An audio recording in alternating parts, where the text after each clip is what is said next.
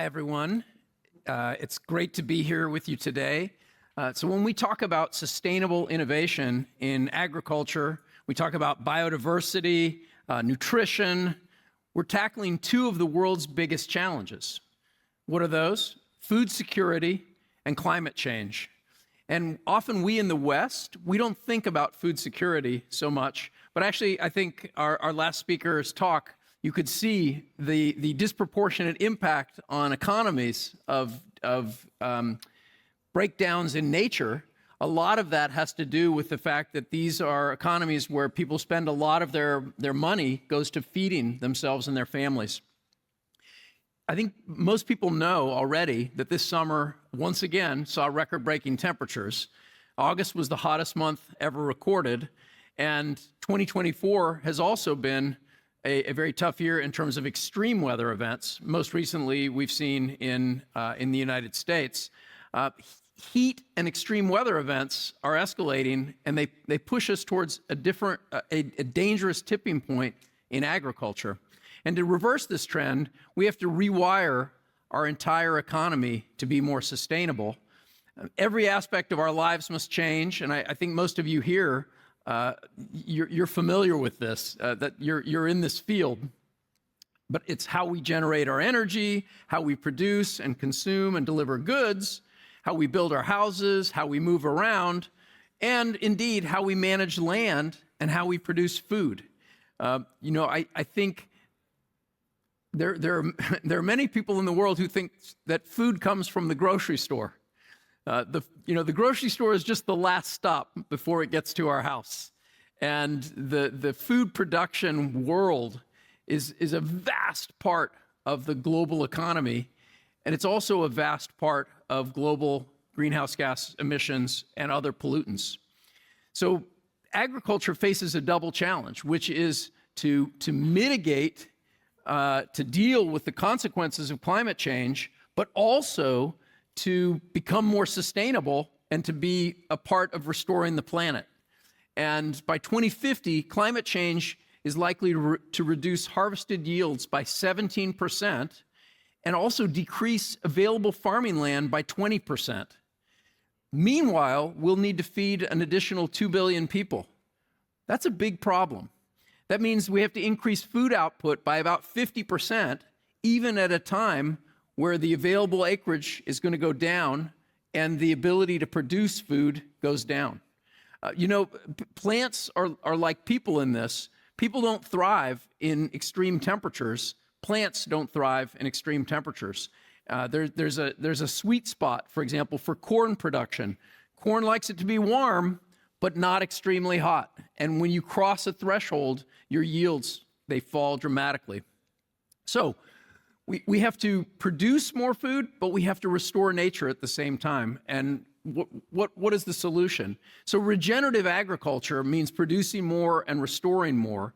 So helping farmers produce more with less. Restoring is things like improving soil health, restoring biodiversity, conserving water. And this approach is scalable. It's built on two factors that everyone in agriculture already agrees on: productivity and impact. But how can companies like Bayer contribute?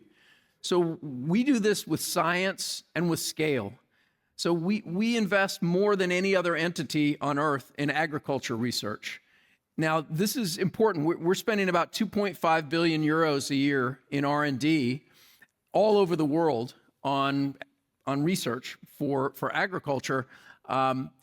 Science in agriculture is really important, but for example, in pharmaceuticals, there are literally hundreds of companies spending billions of dollars a year in pharmaceutical research, very, very few in agriculture. So it's a very high leverage area. It's one of the oldest and most important industries, and a lot of people just take for granted when you drive by a cornfield where do those seeds come from? But for example, Bayer, we produce over 50,000 new genetic variants of corn seed every year. And then from those, we select a much smaller number that will become the basis of seeds for the following year. But let me give you a couple examples of how we tackle this need for restoring the earth and producing more at the same time. So the first has to do with crop protection. Okay, crop protection, this is herbicides, insecticides, fungicides. Nobody likes crop protection products. Nobody says, hey, I wish I could put more pesticides on my fields or in my garden. But the fact is that without them, we have no ability to feed the world's population. And so modern crop protection gives us an opportunity to do much better than the past. So we're using AI and machine learning to identify unique proteins within a targeted entity, a fungus, an insect, like a harmful insect or weed. We're looking for a unique protein that we can target, just like targeted medicines, like targeted cancer drugs. Instead of giving people chemotherapy that makes the whole body sick, we want to target the cancer. Well, now we want to have an insecticide that targets a specific insect or a class of insects that are wiping out a crop, but leaves other insects healthy. So we're doing that. We've got, and I know we're going to have in the upcoming panel discussion on carbon farming, we're going to discuss some of this more in detail, but this capability is now being brought to agriculture. A second opportunity is in, well, I'll give you an example, direct seeded rice. So rice is a staple food for half the world's population, but it uses a lot of water and it produces methane. Rice production alone is responsible for 2% of greenhouse gas emissions in the world. And that's primarily because when you use water as a sort of weed killer, you produce a lot of methane through anaerobic fermentation. And that's a major contributor to global warming. So direct seeded rice is allowing farmers to plant seeds directly in the soil. It reduces water use by 40% and greenhouse gas emissions by 45%. And if we switch to planting direct seeded rice instead of today's paddy rice, the water and greenhouse gas savings by 2040 would be massive. So over the next 16 years, for example, in India, 1 hectare of direct seeded rice being switched from conventional to direct seeded rice would save enough water. It's the equivalent of about 120,000 people taking a shower, okay, 1 hectare, or a hectare is about 1 to 2 cars being taken off the road in equivalence, okay? Now, in 2023, we brought direct seeded rice to 5,000 farmers in India, covering almost 10,000 hectares. We're aiming by 2030 for 1 million hectares. I mean, this is a huge difference. It comes with big benefits for nature, but also for the farmers, many of whom are very small farmers, and ultimately for their families and their family income. So I think these examples show what we mean by producing more and restoring more, feeding the world while restoring nature. I think it's unacceptable that we continue to live in a world where 1 in 10 people don't have enough to eat. We have a world where innovation and yield gaps in agriculture persist despite scientific progress. And we have the innovations to modernize agriculture, but what we additionally need is we need acceptance to deploy agriculture technology at scale. I would make a call out to the European Union. It's time to move beyond the sort of fake news of GMO and move into our ability to use genetic engineered crops to produce more and restore more. We need predictability on regulatory pathways for biotechnology and for chemical and biological solutions. And we need dialogue and partnerships more and more between ag tech and environmentalists to advance regenerative agriculture. So let's work together so that we can scale our efforts and achieve greater impact. I'm excited for the discussions ahead. This is a global crisis that can be solved, and we at Bayer are ready to do our part. So thanks for listening, and I look forward to the Q&A.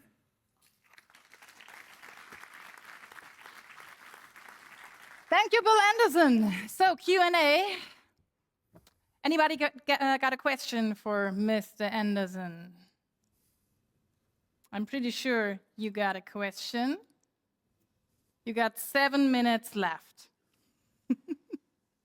Over there. The man with the green shirt, thank you. Yeah, hi. My question is it possible, in your opinion, to feed the world with organic farming? Oh, good question.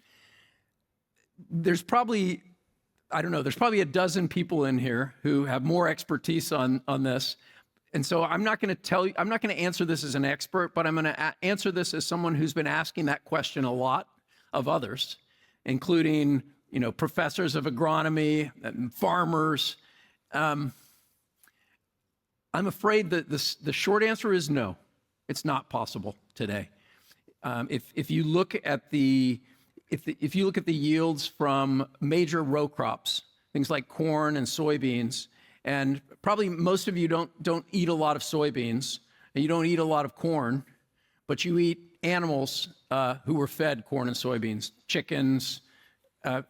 Apologies to the vegetarians in the room, but for those of us who eat meat, you're eating corn and soybean every day. And if you go and you look at fields of soybeans, and I've been out in fields this summer, there's a lot of weeds attacking these crops. Some of these weeds, many of them now, are resistant to some of the most common herbicides, and the yields drop precipitously. Likewise, corn. If you have corn rootworms, for example, there's a couple ways of dealing with corn rootworms. You can buy GMO seeds that have they've been engineered basically to release a toxin that's toxic to the corn rootworms, but not to other things. Or you can use insecticides. All right, those are two different ways to deal with it. But if you allow those rootworms to go unmolested, then they will wreck your crop. So I think that's where we are today. And I don't think it's a service to the advancement of food security interests or environmental interests to pretend like it's otherwise. Thanks for the question. Thanks for the question. Is there another question? Oh, I see the lady here, and over there is a hand. I can't see who belongs to. Where's the microphone carrier? There. Please. Hello. Sorry, you can go first if you want. No, it's fine. Okay. I'm wondering, I'm here. In your definition, obviously, you're mainly referring to CO2 reduction and to water savings, but you talk about regenerative agriculture without talking about biodiversity. And as far as I can see, what you're doing with the products that you're kind of advertising for is not really fostering regenerative agriculture in a sense of restoring biodiversity. What's your take on that? I think it's an excellent challenge. Obviously, if you wanted to maximize biodiversity, there would be no pesticides, right? And you would allow fungi, insects, and whatever plants, weeds grow wherever. So I think we have to be realistic when we talk about this. I think one approach to increasing biodiversity is to minimize the amount of land that has to be used for food production. If you, and by the way, this is a big movement in many farming areas to increase biodiversity by saying, hey, instead of, if you have 500 hectares, we're not going to farm 500 hectares. We're going to farm 350 hectares, and we're going to have the areas around the streams, and we're going to plant new woodland. We're going to have sort of wilderness areas, and then we're going to try to use insecticides, for example, that are minimally harmful to the wildlife or to the species that are in that non-farmed area. But otherwise, it's very difficult to increase biodiversity without decreasing the amount of land that has to be used for farming. And I mentioned 20% less land available for farming in the next 30 years, or it's less than 30 years now. One of our challenges with that is that land is not coming out of use voluntarily. It's land that's been degraded. It's either the nutrients are gone, it's been toxified by over-fertilization, for example, or there's not water resources available anymore. And there's big parts in Europe, in North America, that are coming out of farming because the water's going away. All right. So part of how we got to tackle this biodiversity challenge is to shrink the amount of land that's required to produce the food we have. And if we instead say, oh, no, we're going to ban pesticides so that we use organic farming, but we have to go 50% more land into farming production, that doesn't solve our biodiversity challenges. So it's a complex topic, and I think it needs a partnership approach. Thank you. 2.5 minutes left. Do you have a microphone yet? Ah, not yet. Okay.